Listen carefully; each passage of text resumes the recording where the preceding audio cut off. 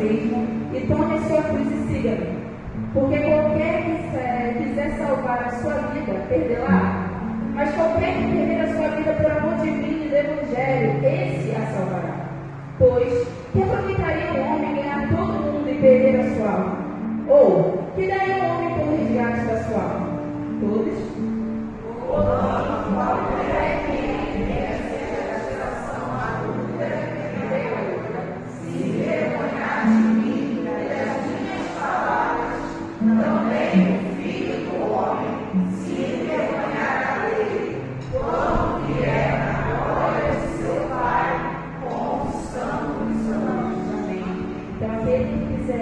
Seguir a Jesus, deve carregar a sua cruz, negar a si mesmo e seguir. Amém? Permite para a igreja agora se sentar.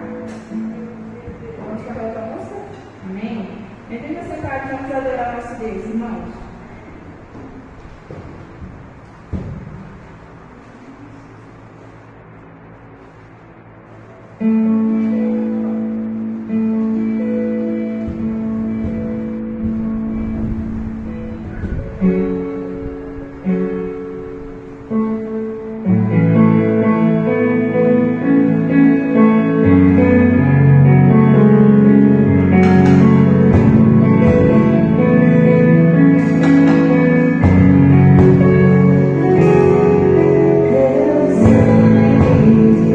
Leva-me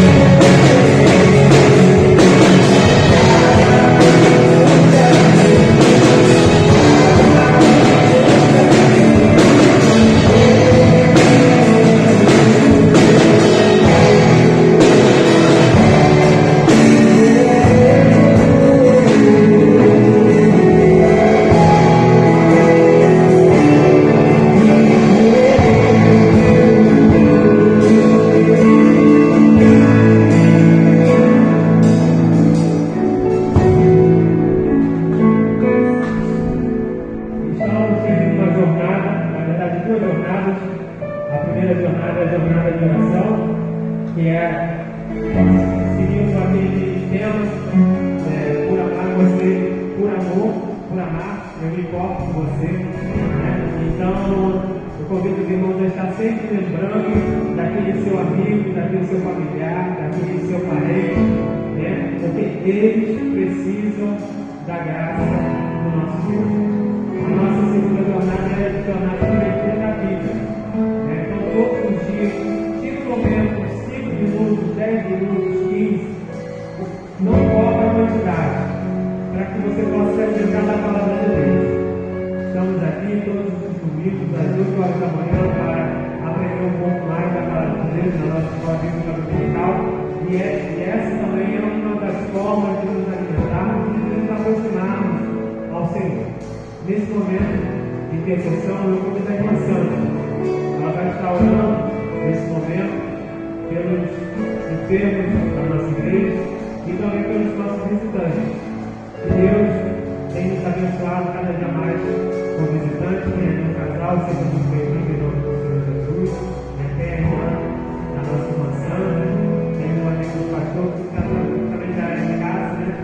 Então que Deus possa estar abençoando vocês, né?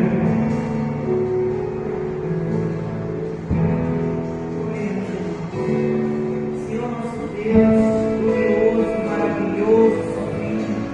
Senhor, glorificado é o teu nome, Senhor.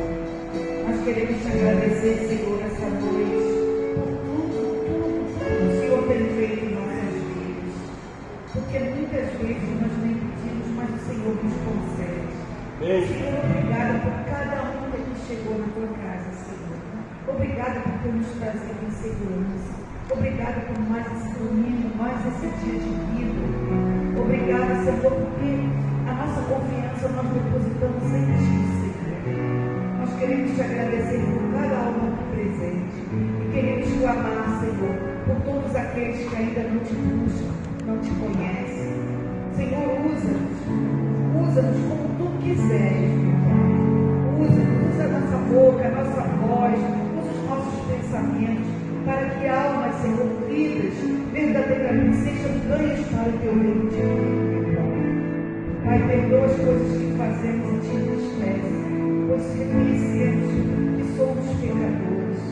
E faça-nos a cada dia mais e mais fortes na tua palavra e perseverantes no teu amor. Pois é em nome de nosso Senhor Jesus Cristo, daquele sangue que foi vertido, que nós choramos. Em nome dele. Amém. Amém. Espírito aqui, e eu sei que é o Espírito em Deus.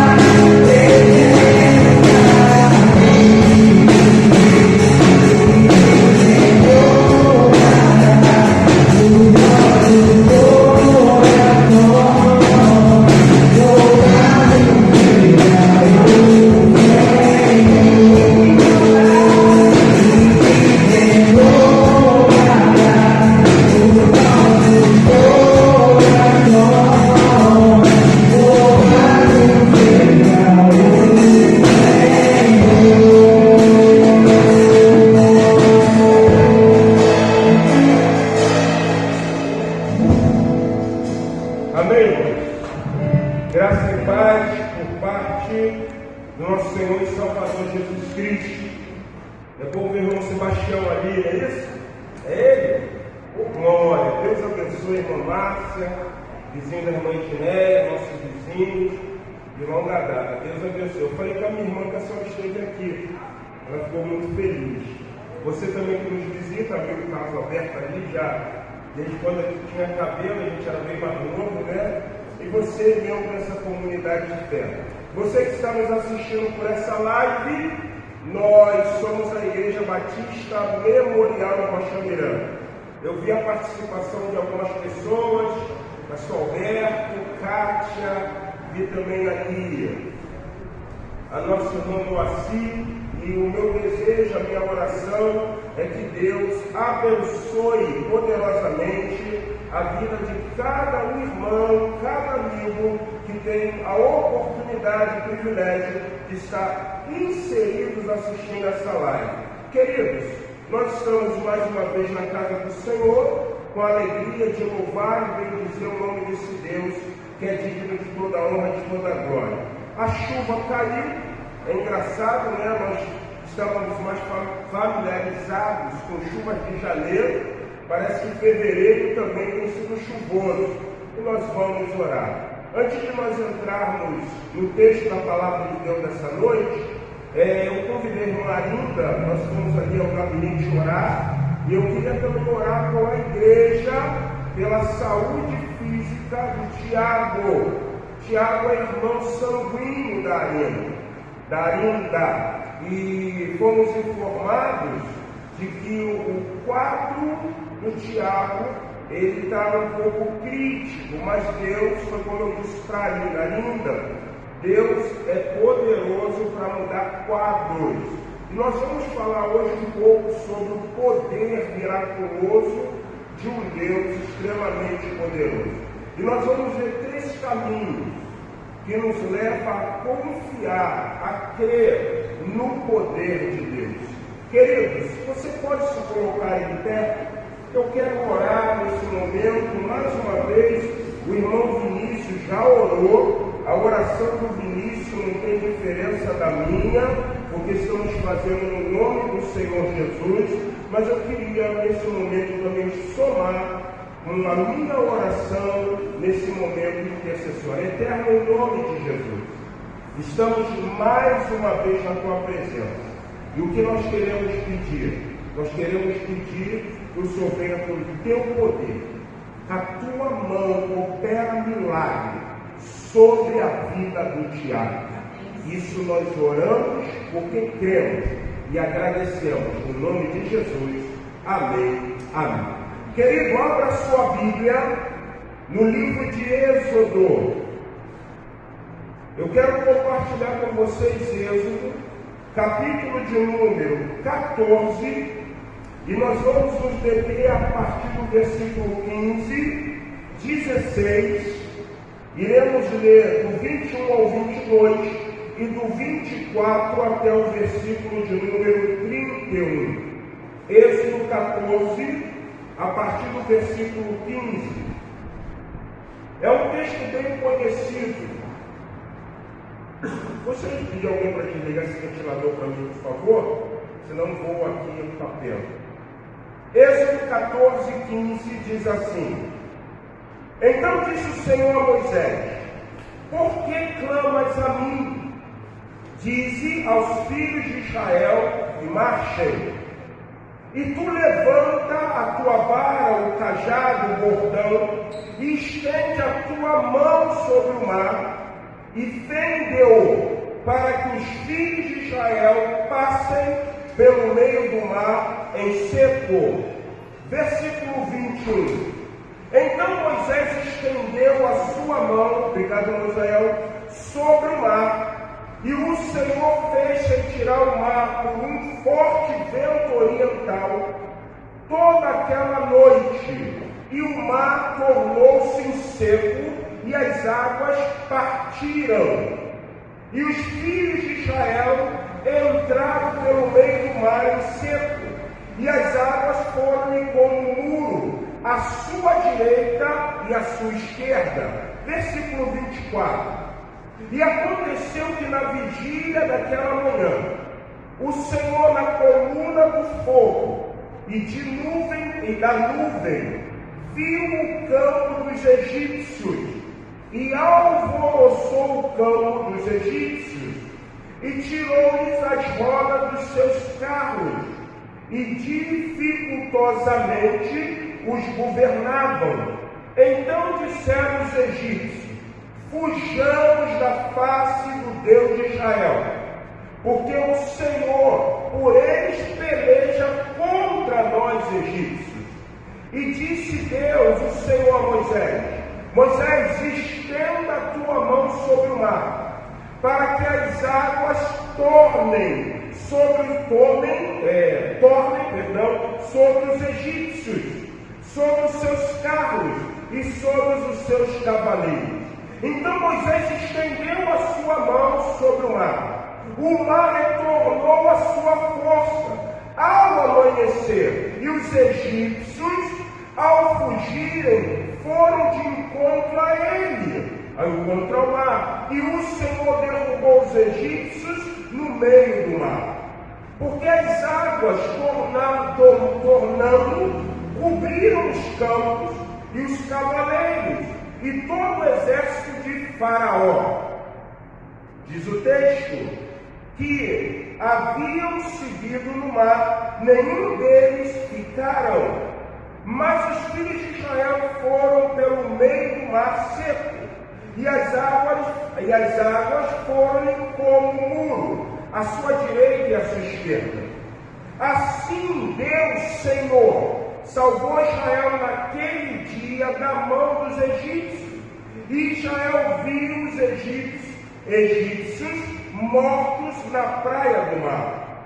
E viu Israel, primeiro, a grande mão que o Senhor mostrara aos egípcios.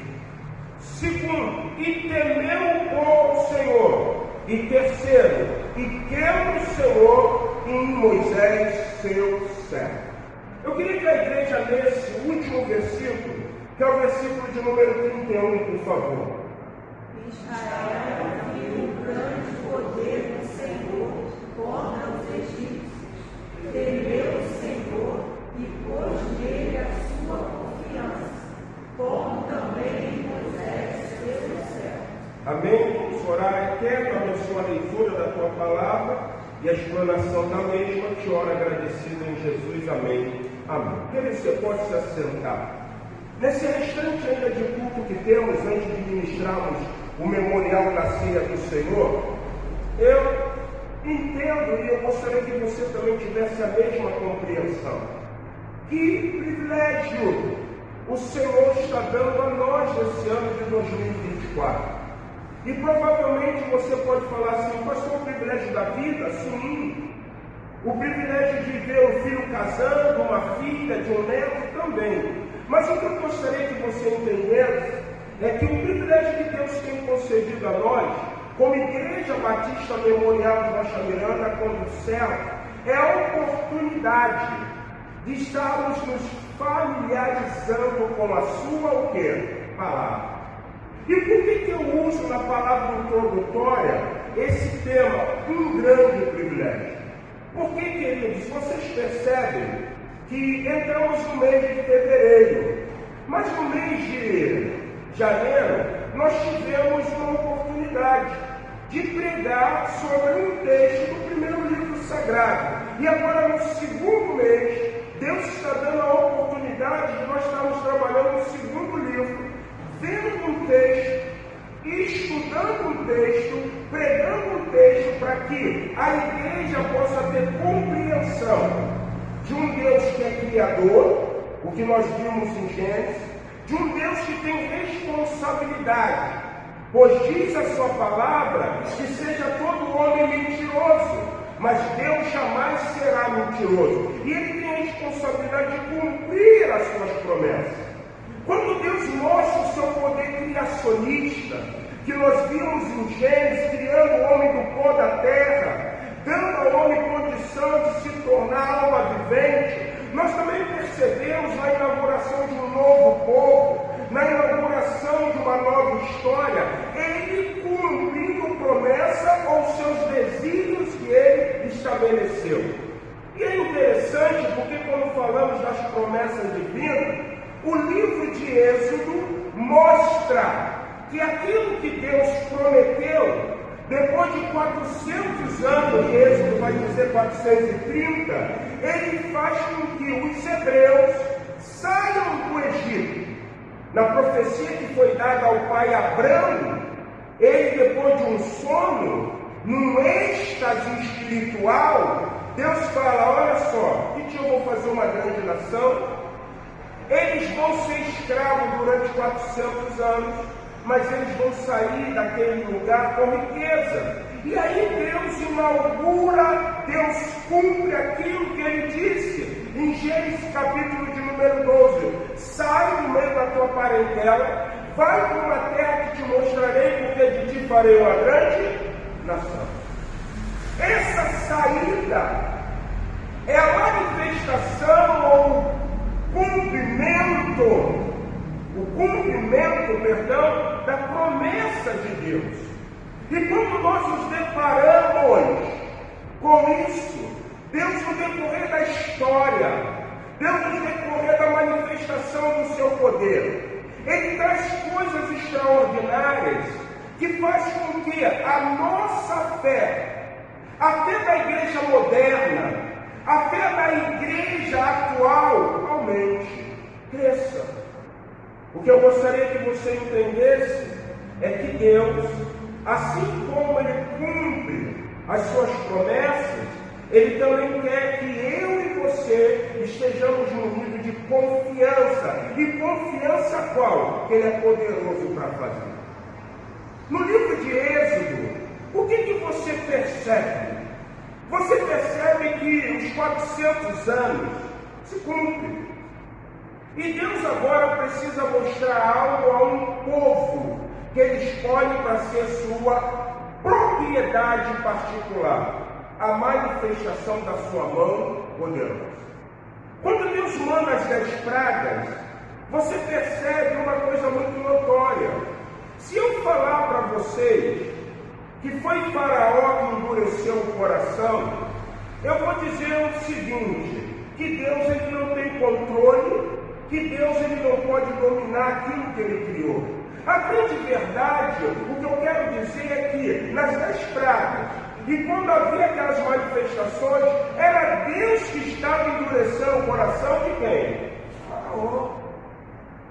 E por que muitas vezes Deus fazia isso? Para mostrar a um povo que Ele é o quê? Poderoso. Ele sabe da pequenez da nossa fé, da nossa incredulidade. Nós temos o hábito de olhar mais a dificuldade do que a própria solução. Uma ex-missionária da Junta de Missões Nacional, chamada Valnice Milhomes, que hoje não faz parte da denominação batista, em certa ocasião, em uma das suas palavras, ela falou assim: nós precisamos orar a Deus. Mas orar de que forma? Orar agradecendo. Agradecendo o quê? A vitória que Ele nos deu mediante aquilo que é a nossa necessidade. A mão de Deus é assim. O que eu estou dizendo? Muitas vezes nós oramos, mas nós oramos sem fé. Nós oramos sem a convicção de que a mão de Deus, o controle é de Deus. Então o que Valnice Milhomes está dizendo? Senhor, em nome de Jesus, nós já te agradecemos, porque nós sabemos que o Senhor vai fazer, que o Senhor vai agir. Então nesse momento, Deus estava endurecendo o coração de Faraó. E quando Deus agora cumpre a manifestação das 10 pragas, mostrando a Faraó o seu poder, mostrando que as divindades do Egito não puderam resolver, porque estavam subjugadas à vontade de um Deus poderoso, e mostrando a uma nação, a um povo que ele estava inaugurando a sua potente mão. Parece, irmãos, que nesse tempo, a igreja lavada e remida pelo sangue de Jesus, ela precisa exercer isso. Ela precisa mostrar um cenário aonde se criaram facetas, faces para Deus. Você já percebeu? Quem defende um movimento, ele vai ter um Deus de acordo com o seu quê? Movimento. Vou dar um exemplo. O meu Deus, ele é espírito. O meu Deus quer que eu adore o espírito e verdade, mas o meu Deus, ele mandou um Jesus. E ele mandou um Jesus, não um Jesus europeu, de olhos azuis, de pele branca, mas ali na Palestina, no Oriente, o clima, quando nós pegamos a questão da onde veio, da onde saiu, era pele escura, então traga a convicção de Jesus o quê? Pedro. Você vai pegar as pessoas que vivem amores homoafetivos. Eles criam um Jesus que adora o quê? Que compactua com o quê? O amor homoafetivo. Quem é defensor de causa social? Jesus é um grande homem que defendeu a questão o quê? Social. O que eu quero que você entenda? Eu quero que você entenda que se cria faces a respeito de Deus, quando na grande verdade nós precisamos mostrar um Deus que é Espírito. Nós precisamos mostrar que esse Deus mandou um filho para morrer na cruz, seja ele branco, seja ele azul, seja ele vermelho, seja ele rosa, seja ele defensor da questão social, seja ele defensor disso, mas um Jesus que quer transformar a vida, de um Jesus que muda, de um Jesus que é detentor de todo o poder. Então Deus, nesse momento, o que ele quer desmistificar para um povo que está há 400 anos num contexto de idolatria? Os ídolos constituídos, porque o Egito adorava o sol. O sol na cultura egípcia é chamado de Deus Ra. E diz que uma das pragas, Deus feriu o quê? O sol. Ficou o quê? Em trevas. E Deus estava dizendo assim, vocês estão vendo? Existe um Deus mais poderoso do que o sol. Porque se o sol fosse um Deus todo-poderoso, ele não ia subjugar a vontade de quem? Desse Deus. E o último acontecimento é extraordinário. Por quê? Assim como na cultura romana, o imperador era considerado um Deus, na cultura egípcia também. Vocês lembram do sarcófago? Qual era a ideia dos sarcófagos? Era que quando um faraó morria, ele era mumificado ao ponto que ele acreditaria que ele voltaria novamente o quê? A vida.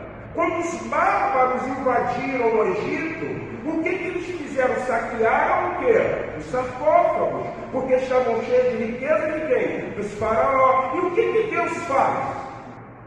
Para mostrar que Faraó não é uma divindade. A última praga é a morte de quem? Dos primogênitos. Deus mata o filho de um outro quê? Deus. Se o Deus que matou o filho de outro Deus, ele fez isso, significa que esse Deus que tirou a vida é mais o quê? Poderoso. Deus está mostrando ao povo que ficou 400 anos. Eu sou o Deus Todo-Poderoso. Sou eu que criei, sou eu que fiz. Então não adianta você criar faces a respeito de Deus. Deus é o Criador de todas as coisas. Deus mandou um filho para morrer na cruz do Calvário. Deus é Senhor nosso, Ele que nos guia, Ele que tem autonomia. É Ele que diz o que eu devo fazer, o que eu não devo fazer. O que Ele espera de mim? Meu dízimo? Não, Ele espera a obediência. É melhor obedecer do que sacrificar. Esse Deus que é poderoso, Ele está dizendo assim, Márcio, você não pode andar pelo viés da tua vida. Você tem que andar pelo viés que eu determino que você é o quê? Ande. É eu que guio, é eu que oriento, sou eu, Deus Todo-Poderoso. Então, quando nós começamos a ver a mão de Deus obrando, a mão de Deus realizando algo extraordinário, você começa a entender o poder de Deus.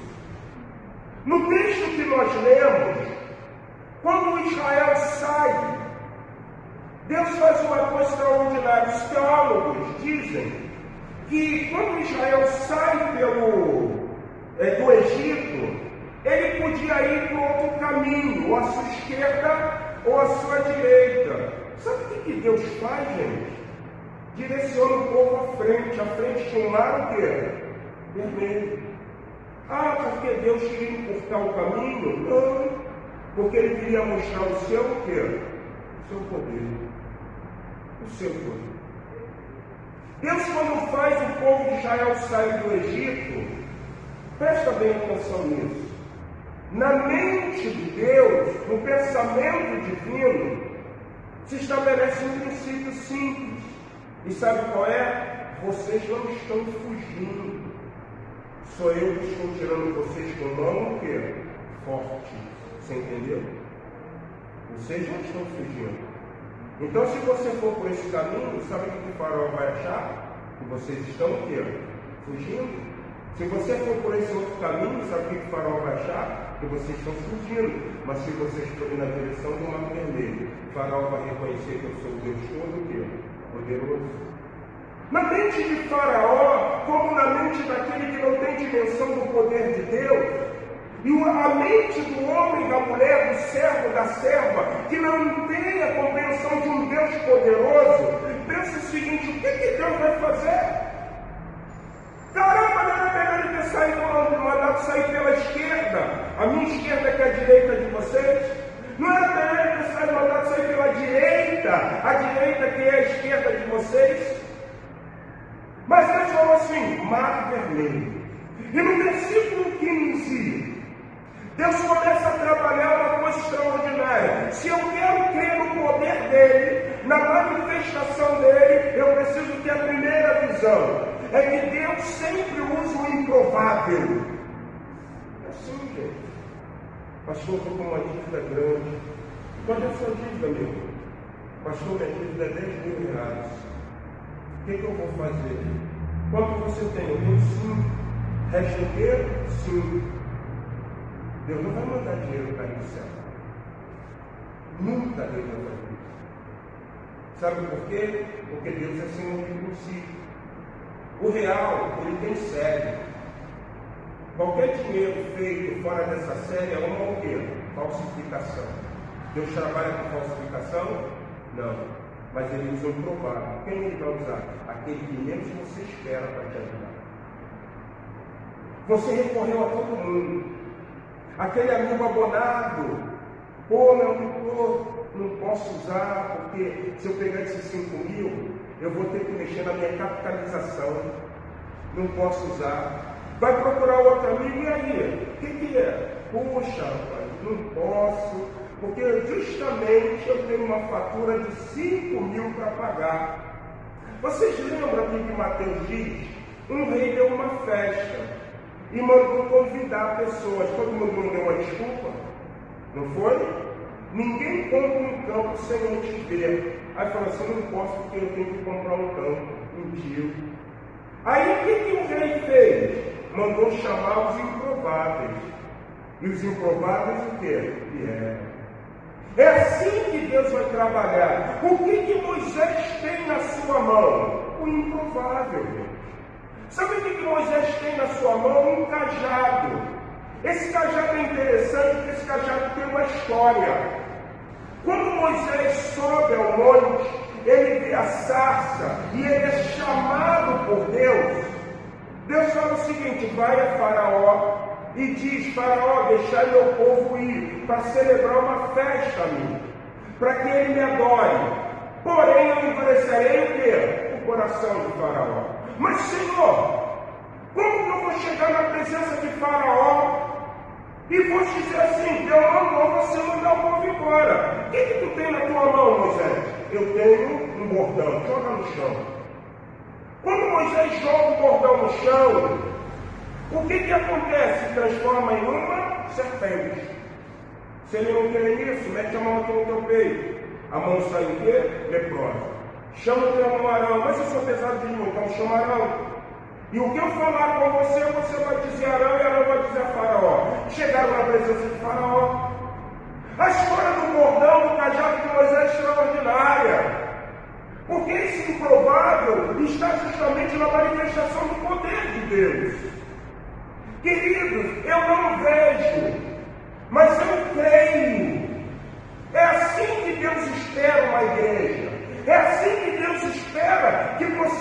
ainda vencer as adversidades. Senhor, não sei como, mas é para atravessar o Mar Vermelho? É, Márcio, então vamos atravessar o Mar Vermelho. Moisés tinha um bordão. E quando ele chega na presença de Faraó, o texto da palavra do Senhor diz que ele diz a Faraó: eu vim aqui porque o Deus dos Hebreus me apareceu e disse: deixar meu povo embora. Faraó zomba, né? Faraó escarnece. E aí o texto diz que ele pega o bordão e joga. Vira uma serpente. Não abala o Faraó não, gente. Não abala o Faraó não. Ele manda chamar os encantadores, os magos, os homens poderosos, religiosamente no Egito, e eles também jogam o seu bordão, transforma-se o quê? No serpente. A diferença é que o bordão que Moisés se transformou numa serpente, comeu as outras o quê? Serpente. É esse cajado que eu me provar. E Deus fala assim: toca nas águas. Toca nas águas. A Bíblia diz que quando Moisés toca com o bordão, o mar que se abre, vem um vento. Você está entendendo, gente? Presta bem atenção. Nós temos o hábito de projetar o milagre divino como sendo uma coisa assim mirabolante. Um vento sopra, um vento oriental. Esse vento é um vento divino. E o mar que se abre e as águas ficam como o quê? Parede. O estado da água, ele pode ser sólido, líquido e gasoso. Só que o estado sólido da água, isso aqui é sólido. Meu dedo não passa. A água pode estar em estado sólido, mas a mão o quê? Passa. Então vamos analisar. A água em pé é uma coisa extraordinária. Porque todo mundo sabe, para a água se manter em pé, ela precisa ter alguma coisa que está regando nela, e ela está o quê? Está indo. Ao contrário, o mar se levanta e fica o quê? Se você quer ver o poder de Deus, Deus está dizendo para mim e para você: creia no improvável. Creia no improvável. Algumas semanas atrás eu vi um vídeo que chamou muita atenção, né? Um pastor. Eu quero te dizer uma coisa, irmãos, em nome de Jesus, Deus ainda fala. Fala mesmo, estão ouvindo minha voz? É assim que ele faz, ele fala. Deus ainda fala. Quem acha que Deus não fala é porque não tem intimidade com Ele para ouvir. Deus fala. Ele vai chamar o teu nome e você vai dizer: diga aqui, o que é, Senhor? E Ele vai dizer o que Ele quer. Isso se ganha com vida de quê? De oração. Intimidade com Deus. Esse homem diz que ele estava na sua casa. Quando Deus vira para ele estava então roxo. E Deus fala assim para ele: vai em Campo Grande. Ele falou: mas Senhor, fazer o que em Campo Grande? Vai, que eu vou te guiar, eu vou te dizer onde você vai parar. Ele falou que ele entrou dentro do carro dele, gente. Quando ele entrou na direção de Campo Grande, o Espírito Santo disse assim: entra aqui e tal. Ele parou em frente a uma igreja. O Espírito Santo é aqui. Sai do carro. Ele saiu do carro. Quando ele saiu do carro, ele ficou olhando aquela igreja, apareceu o Senhor. E o Senhor fez a seguinte pergunta a esse homem: o Senhor veio aqui para abrir a igreja? Daqui a pouco chegou mais um e outro. Ele veio para abrir a igreja. E ele: não, eu não vim aqui para abrir a igreja, para me dar fundido, eu não vim aqui. E ele perguntou assim: mas por que vocês estão falando isso? Porque nós começamos essa igreja. Nós trabalhamos, nos dedicamos. Veio um pastor, ele assumiu essa igreja e vendeu essa igreja. A igreja sempre será do Senhor. Sim. Porque foi Jesus que comprou pelo seu quê? Precioso sangue. Ah, mas como é que se diz? É madeira. É madeira não, é tijolos. Eu acho engraçado, né? Mãe de Néia, irmã Márcia, irmão Sebastião, eu, Marcelo, meus filhos, e outros irmãos que conhecem a Praça Alfredo Russo. Tem uma igreja agora ali, né? A pastora, eu brinco que é a Barreda, qual é o nome dela? A Marise, e o esposo dela, o Paulo. E antes da Marise, presta atenção, e o Paulo abriram uma Assembleia de Deus ali sempre foi uma igreja. Saudoso pastor Agércio, quem lembra? Pastor Agércio. Pastor Agércio saiu e compraram o que chama da igreja de Mel ali na Caraíba, pastor Jorge Forte, que hoje é o pastor ali. A igreja ficou vazia, virou uma casa que alugou, o falecido Grilo morou ali com a sua mãe, e daqui a pouco virou o quê? O centro espírita. Mas a igreja sempre vai ser o quê? E voltou a novamente ser o quê? A igreja sempre vai ser igreja. Porque a igreja é um marco. Igreja é a casa de Deus. Não existe cristianismo sem o quê? Igreja. Ah, mas eu sou cristão em casa. Não existe cristianismo sem congregar, sem comunhão, irmão com irmão. E aí aquele homem viu aqueles senhores voltaram e falaram o seguinte: vendeu-se a igreja. E ele falou assim: agora Senhor, o que eu faço? Entra no carro, eu vou te levar. Porque a igreja virou um depósito de cadeira de roda, gente. A igreja virou um depósito de cadeira de roda. E o Espírito Santo guiando a ele falou: Deus falando comigo. Vai, eu cheguei num lugar. E quando cheguei naquele lugar, eu disse assim: eu queria falar com o dono aqui dessa fábrica. Os seguranças olharam para aquele pastor e falaram assim: rapaz, ele é espírita, ele debocha de crente, ele não recebe crente. O senhor quer falar assim porque Deus mandou ele falar com ele. Quando comunicaram a ele zombou nele e falou assim: deixa ele entrar. E ele entrou. O dono da fábrica das cadeiras de roda virou e falou assim: o senhor quer um café? O senhor quer uma água? Eu quero uma água. O que o senhor quer? Eu vim aqui falar para o senhor devolver a igreja. O cara riu, gente. Como é que é? Os dois irmãos dele estavam presentes. Ficaram rindo. Ele está dizendo que deu uma dele aqui porque eu tenho que devolver a igreja. Deus fala, gente. O Espírito Santo soltou o seu ouvido nele e falou assim: fala para ele que o dia que ele devolver a minha casa, eu tiro a filha dele da cadeira de roda. E ele virou e falou assim: o dia que o senhor devolver a casa de Deus, Deus tira a sua filha da cadeira de roda. O cara já mudou. Quem disse isso para você? Eu falei que foi Deus que me mandou. Foi Deus que me disse. Deus trabalha assim, gente. É dessa forma, é desse jeito. É um improvável. Moisés, o que tu tem? Eu tenho um cordão, toca nas águas, Moisés. Vai aí, Moisés, as águas vão se fender, vão se abrir. Por quê? Porque Deus é todo poderoso. Haveria alguma coisa demasiadamente difícil para o Senhor? Não existe nada difícil, não existe nada impossível para Deus. Ele é tão poderoso que ele mandou um filho, foi crucificado, foi entregue aos pecadores, foi crucificado e ao terceiro dia o quê? Ressuscitou. Nós precisamos confiar.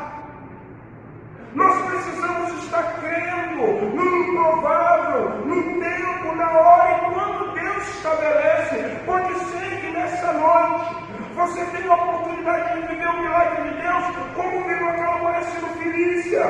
Senhor, vai na minha casa. porque a minha filha está horrivelmente enferma, está prestes a morrer. Jesus olha aquela mulher cananeia, ou Sirofenícia, e diz assim: não convém tirar o pão dos pequeninos e dar por quê? Dos estrangeiros. Eu vim ensinar as ovelhas perdidas na casa de Israel. Gente, aquela mulher não se frustra não. Ela olha para Jesus e rebate com o cadastro popular. E diz assim: tudo bem, eu não quero que tire o pão dos filhos de Deus cachorrinho. Mas você sabe, quem tem cachorrinho de estimação, o cachorrinho está sempre perto da mesa. E ele sempre vai comer das migalhas que caem. Jesus olha para aquela mulher e diz: grande é a tua fé. Nem Israel viu uma fé como essa. Quando tu chegares em casa, tua filha estará curada. Irmãos, nós andamos por fé. É isso que Deus espera. Fé. Porque o diabo, ele quer olhar para nós e damos aquela síndrome: ó vida, ó céus, não vai mudar, está tudo ruim, vai piorar. Não, nós cremos. Pega Moisés no cordão, toca nas águas. E quando Moisés toca nas águas, o texto diz que as águas se abrem. E o exército de Faraó pensou que ia conseguir levar vantagem. E está Israel indo ao anoitecer, a coluna de fogo guiando. E está o exército de Faraó atrás. Daqui a pouco Deus vai mostrar sua poderosa mão que ele faz. Olha só, a nuvem volta, vai a nuvem para trás. E fica tudo escuro. E o exército de Faraó acampa, sabe aonde? Dentro do mar vermelho. Dentro do mar vermelho. E Israel caiu. Pela manhã, o texto diz então o seguinte, quero ler com vocês. Versículo 24. E aconteceu que na vigília daquela manhã, o Senhor na coluna do fogo e da nuvem viu o campo dos egípcios e alvoroçou o campo dos egípcios e tirou-lhe a roda dos seus carros e dificultosamente os governava. Então disseram os egípcios: fujamos da face do Deus de Israel, porque o Deus de Israel está pelejando a favor dele. Contra quem? Contra nós. Eu não lembro se eu li na revista Time, mas foi uma revista, em década de 90, uma reportagem sobre Israel. E um judeu, ele estava falando, os conflitos que existem entre Israel e os palestinos. Numa certa ocasião, num desses conflitos, Israel se viu em grande aperto. E ele diz o seguinte, que nesse aperto, eles lembraram do Deus da promessa. E eles pediram ao Deus da promessa que ajudasse. E ele viu que os opressores fugiram. Depois de tempo, ele procurou saber a causa que levou os oponentes a Israel a fugir. E ele foi informado por parte dos inimigos, isso é um relato, depois de averiguar a investigação, que quando eles estavam prestes a invadir, eles falaram que eles viram um grande exército, mas um grande exército. E eles entenderam que eles não poderiam o quê? Pelejar contra Israel. Irmãos, se Deus trabalha a favor da sua nação chamada Israel, o que Ele não vai fazer por mim e por você, que são os filhos por adoção em Jesus Cristo, Senhor e Salvador? Mas para que nós estejamos vivendo o improvável, e para que nós estejamos vivendo a boa mão de Deus, eu quero concluir com o versículo de número 31. Depois que os carros, os cavalos, os cavaleiros, os egípcios sucumbiram no Mar Vermelho, Israel passou de pé enxuto. E olha só o que Moisés vai falar. Primeira coisa, o acontecimento marca uma visão. E viu Israel o quê? A grande mão do Senhor. Eu quero te dizer uma coisa, meu irmão. Deus, nesse antropomorfismo de darmos ainda em forma humana, Ele está dizendo para cada um de nós: Márcio, João, Maria, Alfredo, a primeira coisa que eu quero mostrar a vocês é a minha potente o quê? Mão. A mão é instrumento de proteção. Deus está dizendo assim: eu quero ser o teu protetor. Eu quero ser aquele que vou pelejar ao teu favor. É como aquele cântico, né? Conta para Jesus aonde é a tua dor. É como aquele cântico, né? Como aquele adágio que nos ensina: nunca diga para Deus o tamanho do seu problema, mas diga para o problema o tamanho do seu Deus. Deus quer mostrar a sua mão. Deus quer te levar a níveis maiores. A Bíblia usa uma palavra, né? Quem executa bem o diaconato alcança preeminência. A palavra grega ali é bátimos. E sabe o que é a transliteração de bátimos? Degraus. Um bom diácono sobe o quê?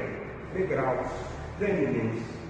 Um bom cristão também vai subir o quê? Degraus. E o que acontece quando nós começamos a subir degraus? Nós começamos a entender, na verdade, quem é o nosso Deus. Quem é o nosso Deus? Certa ocasião, um pastor pregando, ele virou e falou o seguinte: irmãos, nós precisamos aprender uma coisa muito extraordinária, que a Bíblia nos ensina. Nós devemos nos alegrar quando o irmão é abençoado. A Bíblia diz que nós vamos chorar com os que choram, mas então vamos nos alegrar com os que se alegram. Mas existe uma coisa nisso. Por mais que você se alegre com o poder que Deus operou na vida do João, na vida da Maria, Deus quer que você tenha uma compreensão de que você também pode ser um servo que viva também a mesma coisa que João e Maria, o quê? Viveram, para que as pessoas também se alegrem com o que Deus fez na tua vida. Em outras palavras, Deus está nos chamando a termos experiências com Ele.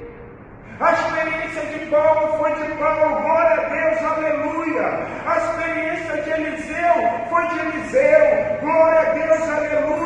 Edifica a nossa vida, aumenta a nossa fé, mas Deus está dizendo: meu servo, minha serva, vocês precisam ver a minha mão, e para que vocês vejam a minha mão, vocês precisam ter relacionamento comigo, e relacionamento comigo gera o quê? Poder, milagre, coisa extraordinária, onde pessoas vão ver, por intermédio de você, a grandeza do Deus que eu sou. É assim, gente. Tem uma hora que a gente come as migalhas que cai, já temos fé, mas tem horas que nós vamos cavar o poço, vamos entulhar, mas nós vamos cavar. E quando ninguém entulhar, Deus vai dizer assim: agora eu te dei lugar. Agora eu sou o teu Deus. Porque você percebeu. O cristianismo espera dos servos perseverança. Primeira coisa, a mão de Deus, a mão do Senhor. Segunda coisa, vê Israel, a mão que o Senhor mostrara aos egípcios. E o segundo ponto diz que o povo o quê? Temeu. O povo temeu. Nós estamos na pior geração do cristianismo. Sabe por quê? Porque nós deixamos de temer o Senhor. A gente não teme o Senhor. Vocês sabem de uma coisa muito real: temer não é ter medo. Temer é reverenciá-lo, temer é respeitá-lo, temer é ser subjugado à vontade dele. A gente faz isso? A Bíblia diz que quando Deus opera na sua mão, Ele mostra o seu poder. E esse poder que a nós é demonstrado, nos leva a temer. Abraão, sim, Senhor, pega teu filho, teu único filho, que eu te dei. Para quê, Senhor? Para que você suba o monte de Moriá. E faça o que, Senhor? Sacrifica ele a mim. A Bíblia fala que Abraão pegou o menino, não falou nada, preparou o jumento, a lenha, separou dos servos e foram. Quando estava na distância do monte, ele vira para os dois servos: fica aí, agora é ele e meu filho e o Senhor.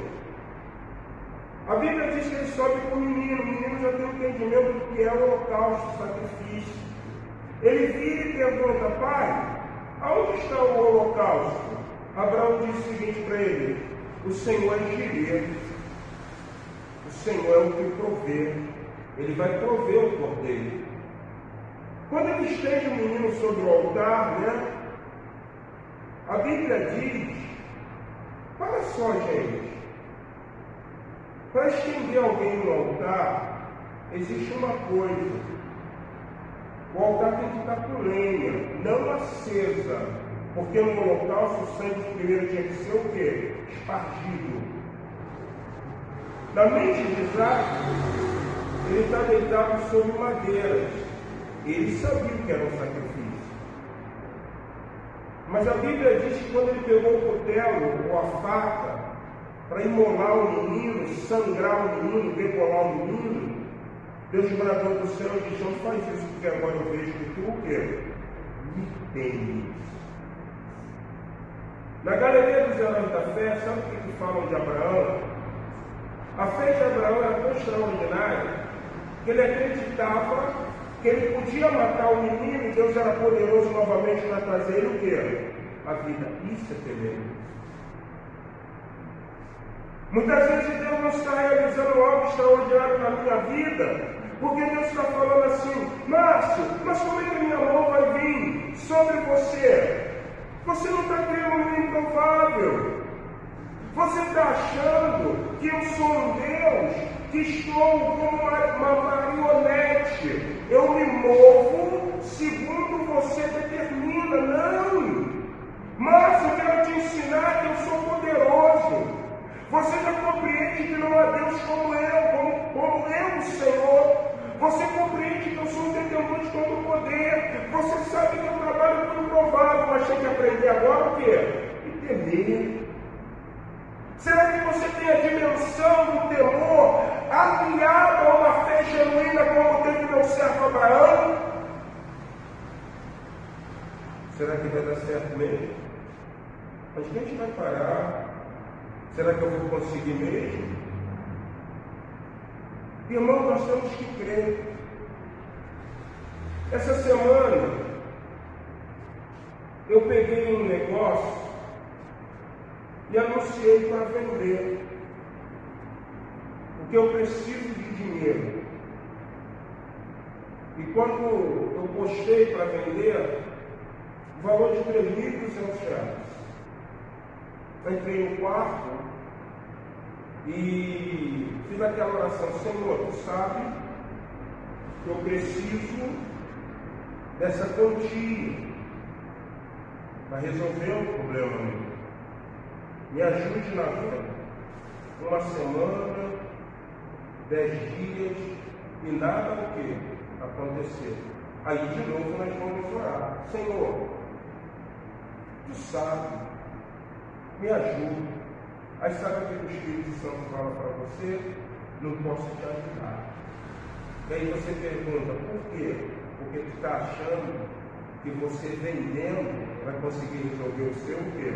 Problema. Você tem que entender que sou eu que resolvo o problema. Vocês estão entendendo? Se eu temesse ao Senhor, eu não ia anunciar nada. Eu ia acreditar que Deus é poderoso para fazer algo extraordinário. E poderia ser que ele virasse e falasse assim: vou te dar uma ideia, um improvável. Qual, Senhor? pega isso e anuncia para vender. No outro dia estava vendido. É assim que eles trabalham. Uns confiam em carros, outros confiam em... Eu confiei no som, mas o texto diz, porém nós confiamos no Senhor. Temer. E terceiro e último ponto.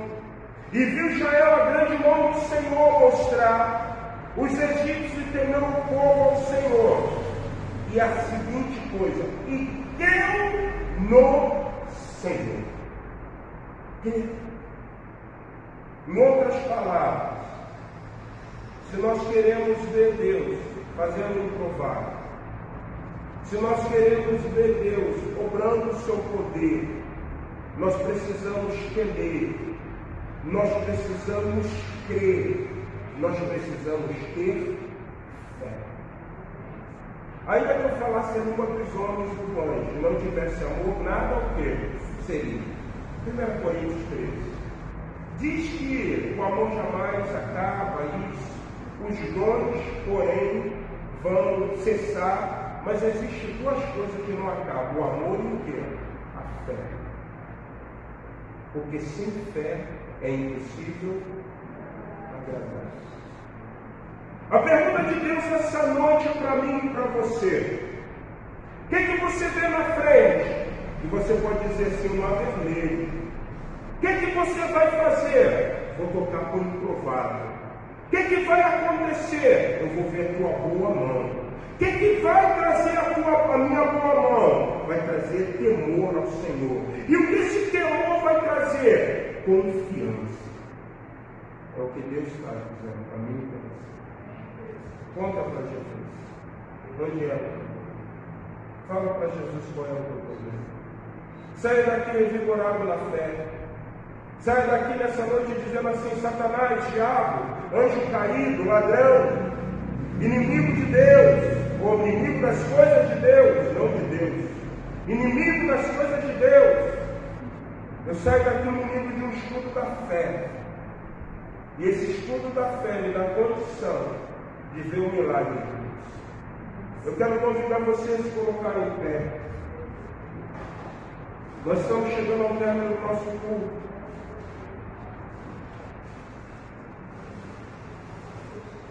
E antes de celebrarmos a ceia do Senhor, eu gostaria de orar com você. Eu não sei o que você está passando. Eu não sei qual é o teu problema. Eu não sei qual é a tua dificuldade. Chegou aqui querendo desistir? Deus está dizendo para você, não desista. Chegou aqui dizendo que está prestes a jogar tudo para o alto? Deus está dizendo para você, não joga. Chegou aqui sem perspectiva de vida? Deus está dizendo, a vida é a coisa maravilhosa que você tem viva. Conta para Deus, confia em Deus. Deus não te chamou para que você estivesse vivendo uma vida refém do fracasso. Deus te chamou porque Ele disse que você pode todas as coisas, porque é Ele que te fortalece. Tenha a fé da mulher cananeia. Se coloque diante de Deus como alguém íntimo, como alguém que está prestes a estar junto. Porque os cachorrinhos eram um objeto de intimidade do Criador, do dono. E nós somos objeto de cuidado de um pai amoroso. O que você necessita? O que você espera de Deus? O que você almeja? Fala com Deus. Deus quer ser Senhor na tua vida, assim como Ele se manifestou a Abraão. Ele quer se manifestar a você. O carrasco da solidão está te assolando? Fala com Deus. Coloca diante do Senhor. Desceria encolhido a mão do Senhor. Vocês acham que eu só abro o mar vermelho? Não. Eu abro o mar vermelho, eu ando com dormires, eu faço o cego enxergar, eu faço o paralítico andar, eu ressuscito os mortos, eu redimo, eu restauro, eu transformo. Conta para Ele.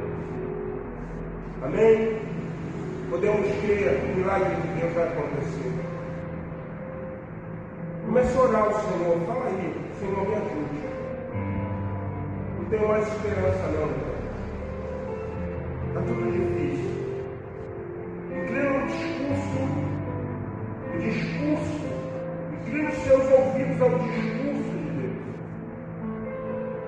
Fala com Deus. Ô Senhor, pessoa. Olha. É o teu momento, olha, fecha os olhos, olha o Senhor.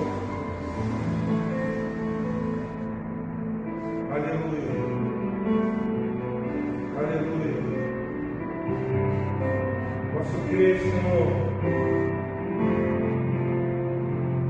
Posso crer em minha vida. O milagre vai acontecer. Posso ver as promessas sendo liberadas.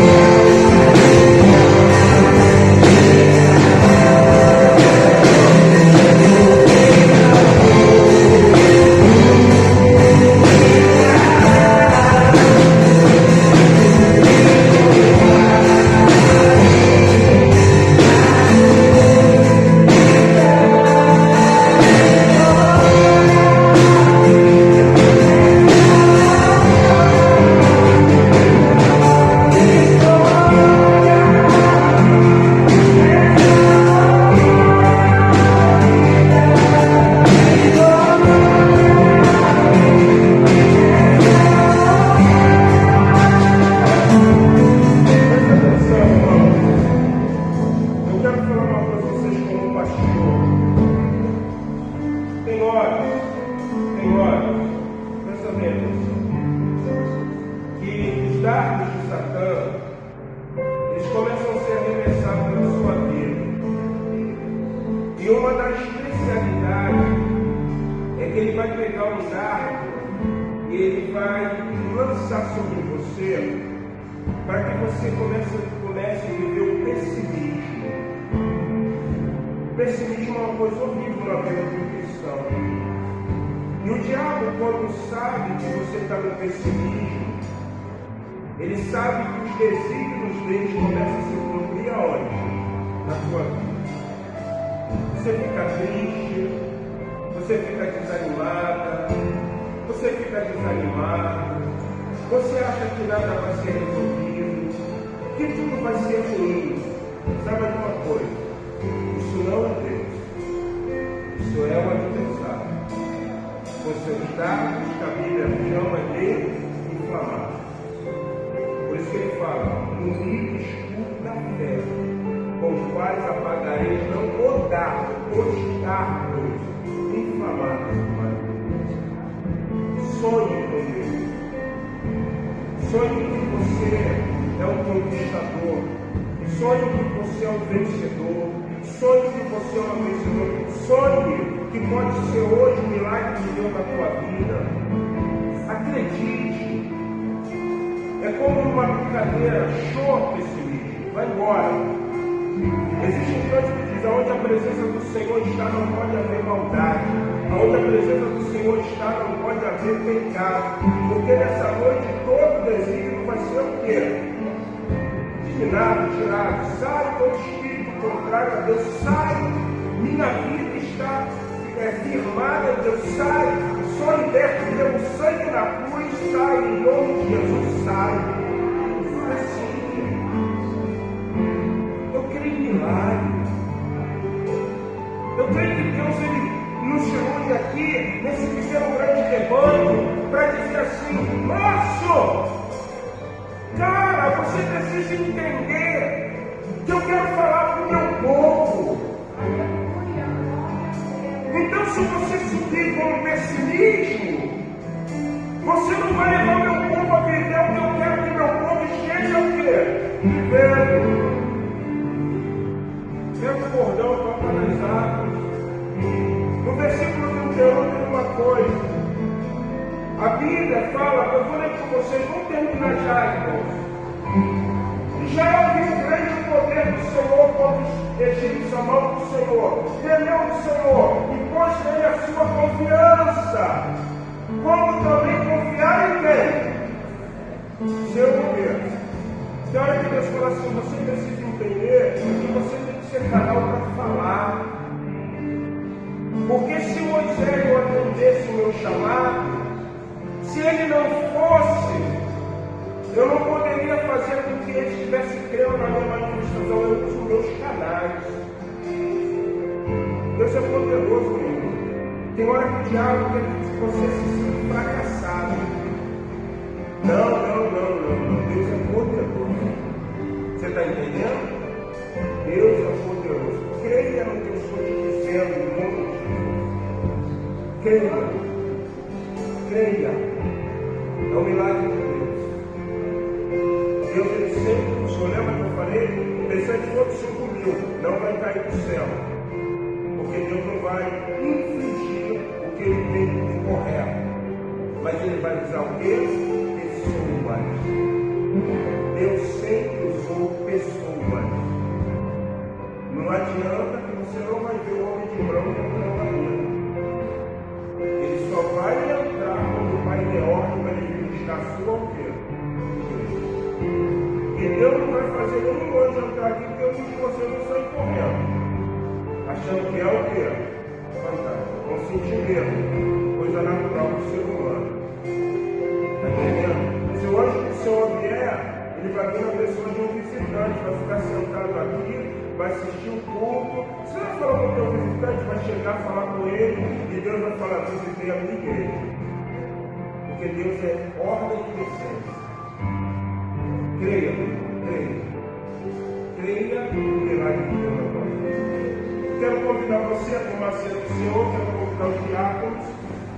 Quero convidar no início, nós vamos cantar o hino de número 123 do nosso canto cristão. Hino de número 123. Você que nos acompanhou pela live, Deus abençoe a sua vida, no nome do Senhor Jesus. Graça e paz, uma semana próspera e abençoada.